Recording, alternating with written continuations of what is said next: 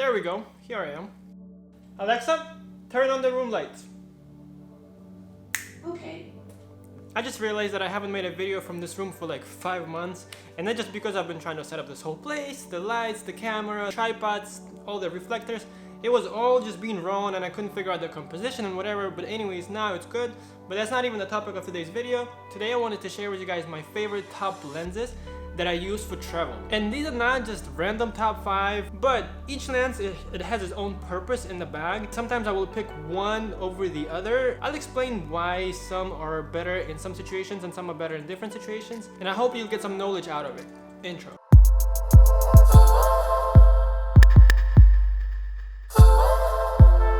I'll go ahead and start with my favorite lens, which is 16 to 35 2.8 version 2. It is a Canon lens. I beat the shit out of it. I don't have enough money for the version 3, and I don't think it's that even bigger of a difference because I had a version 1 and I just upgraded to the 2 and it's much better. Version 2 doesn't vignette as much and it's just newer. I was feeling bad of having like a more than even 10-year-old lens. Anyways, why is it my favorite? Because it is so wide. I don't really like as wide angles as like the GoPro effect and whatever, and I was kind of iffy when I was first playing with these lenses and I thought it would give me that GoPro effect, which I hate. It doesn't have it. Sometimes you will get a little distortion or vignetting, which you can always fix in Lightroom. You get so much in the frame. I mean, I'll just show you an example and you'll see yourself. So you can cover the whole, let's say, mountain, lake, clouds, everything in one shot. Or let's say if you're traveling in city, this is amazing lens for architecture. This is 2.8. Come on, low light photography, Milky Way photography. You can literally survive the whole day with this lens. Starting in the morning for your sunrise shots, in the afternoon, your city shots, hiking shots, portraits, you can zoom into 35, get 2.8, put an ND filter on it, you're good.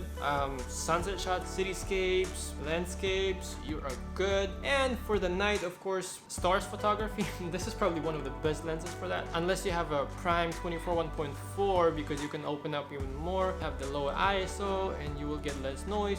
You know what I'm talking about. That wouldn't be even as good because here you can go all the way down to 16.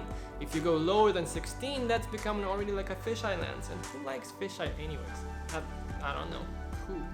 I don't know. You're a fisheye lens lover? Put it in the comments. This lens has this little red stripe around the end of it. You know what that means? That means this is a lens. This means money. This means this lens is the same lens as any other lens. It's just triple amount of money as you would have spent on the cheap lens. Nah, I'm just joking. There's a reason for that. I mean, there is no technical reason, it's a design. These lenses are weather sealed. They are top Canon glass. Literally, I went with this lens through harsh conditions. You can see my other video link about how I've been using this particular lens during the rain, snow, and I literally brought this lens home soaked in water and it was just fine. That is a quick review of 16 to 35 and why is it my top travel lens. If I would only had one lens to bring when I travel, I would probably have picked this one or one more, which I'll tell you at the end of this video.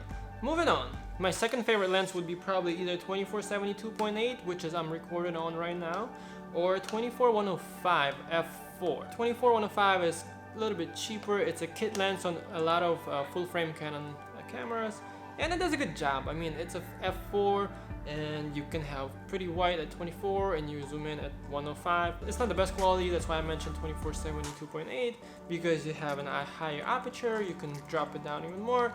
You get better performance in low light and still got that range, not all the way to 105, but 24-70, good portrait lens. You can get a lot into frame. It's expensive, especially 24-70. It's almost double the price of a kit lens 24-105. By the way, I would suggest to buy lenses if you're on a budget online. I get most of my lenses on eBay or I get on an OfferUp. I don't mess with Craigslist no more. I had personal experience where people rip you off, but OfferUp been good to me. It's been treating me good, and sometimes you get really good deals. Like I've had Canon 70 to 200 2.8 first generation. I've bought it for like 600. That's a steal, like a year ago, and I ended up selling on eBay just the other day for like almost $800. So pretty much I bought the lens, I used it for more than a year, I sold it, and I even made money. So that's kind of crazy. Anyways, this is not the topic of this video.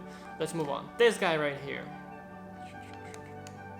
This is a Canon 100mm 2.8. It is a macro lens, but don't be fooled that it says macro on it. It's not just for macro purposes. This is a great portrait lens. If I would go on a trip and I would only be able to take one lens, I wouldn't take just this lens, because this is more of a special purpose lens. I love taking this just to get like great details of water drops on the leaf, for example. Kind of replaces my 70-200. I wouldn't say completely, but it gets that 100 mm range and it has nice bokeh. It's not like huge piece of metal like I had the 70-200. It's a smaller size, and if you have a little bit more money, you can get the L version of this lens. It's exactly the same as this. It's a little bigger. It has the red ring around.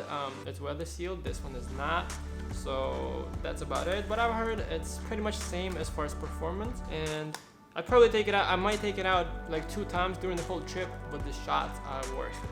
Next guy right here is kind of big. Let me show you. This is a lens. This is 150-600 Sigma lens unfolded. That is huge. That is just gigantic. Look at this. Look at the glass of it. It is like a bazooka, I swear. I don't even use it as often. And I'm only showing this because this is a great wildlife lens. I would usually use this, which is 70-300. This is more portable version of that. But anytime I go and I'm planning to see some animals, let's say next week I'm going to Great Smoky National Park, but by the time you see this video I'm probably back. And this guy, if I would be traveling by plane, I would most likely take this with me, 70-300. You can reach pretty far with this. I've been shooting wild animals such as elks, deer, bear, and I get pretty good shots. But let's say if I'm trying to get a picture of a puffin, who doesn't know puffin? It's a little bird that flies in Alaska and Iceland and whatever else. This won't work. There are some birds that are just so small and they don't even fly too close to people. They're scared of people, and this would be the guy to use. So this is part of a travel, I would say, photographer, filmmaker setup if you are into wildlife photography and you're traveling. Because I mean, I can go to Everglades, which is here, the national park in Florida, and I can just drive there, throw this in my trunk, I'll be good. But if you're traveling and you just thinking of traveling light, just throw a couple lenses, maybe 1-2 body of cameras, then you have a drone, then you have some of your luggage, and you're going for 2 weeks. I don't know, but yes, you will be able to zoom in so much farther down. Like, look, just this thing right here where you set up the tripod. That's incredible. You do not set up a camera on a tripod. You put the camera here and you set up the tripod here. It gets so heavy it can just fall down here. So they kind of centered the weight over here, and if you zoom in, it's even further down. So I'll be taking this bad boy to Great Smoky National Park, and I probably won't even have to take this with me because I'm driving, so I'll be having a lot of space. But every time I'm flying somewhere, this unfortunately stays home. And finally, for those who stick around to the end of the video, this is probably my second favorite lens. I'm saying probably because I only got this lens literally not even 3 weeks ago. It is a prime lens. It is not even a Canon lens, and I'm a big Canon fan. And I was kind of iffy about purchasing one, but my friends, they're also photographers, and they were like, man, you should get this lens. You should get into even not buying this lens, but buying their whole lineup.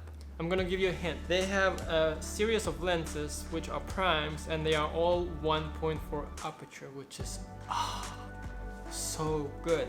So you can get a 24, 35, 85, 50, 105. Sorry, I didn't say it in the right order, but whatever. So my favorite as of now is a 35 Sigma Art. Let me show you this. It is not that big. It is completely made of metal. It is weatherproof. It is very sturdy. It doesn't feel cheap. Let me just tell you that. It is rock solid. I mean, this is all metal. Everything is metal. Everything. I put a nice filter on it just in case I break it or whatever. Oh. See that? Dropped it. The reason I like this lens, because I just like 35 focal lens. 35mm is just a great framing on the subject. It's not too much zoomed in, it's not too much out. This lens doesn't have any moving mechanism inside as far as the glass moving. in or out like all their telephoto lenses have, and that usually drops down the quality of the lens. I've been using this lens for a video lately. I took it to one of the projects that I was doing here for a customer, and I also took a bunch of other lenses with me thinking that I will be using them as well, and turned out that I was using this bad boy all day. I did not even take it off. We started out at 5 o'clock in the morning and it was pretty dark, and I was mainly doing video, and this lens was a lifesaver. 1.4 aperture, I opened up all the way. Could ISO about 700, a little bit more. Literally, I've been shooting before at ISO 3000, and you can denoise it a little bit in After Effects or Premiere and you're fine. I've been using this plus a little aperture LED light, and I got pretty decent shot. Well, that's all I got for today. If you are new to photography, I would just recommend to pick up any of these lenses. Try it out yourself. You don't have to travel somewhere to try it out. You can literally go outside of your house, walk on the streets, take some pictures, take pictures of the building, take pictures in the park, in the forest, anywhere you are, and you'll figure it out. I mean, the more you travel, the more you go to different places, you will know which lens is better for you and what type of photography, videography you do. Do you like to zoom in more to a person and kind of have that nice blurry background, or you want the whole scene and just make the person small? It's all up to what are you comfortable with and what kind of composition you like to frame the subject in. I hope you enjoyed this video. I hope you get something out of it. I want to hear your comments. I want to read your comments. Make sure to leave some comments, drop some likes, subscribe if you want to. Well, you know what? I don't care. Don't even subscribe. I'm joking. Subscribe, okay? Subscribe. Anyways, thank you for watching. Oh, let me hold on. Let me show you this. Alexa, change the lens color of the room light to red. Okay.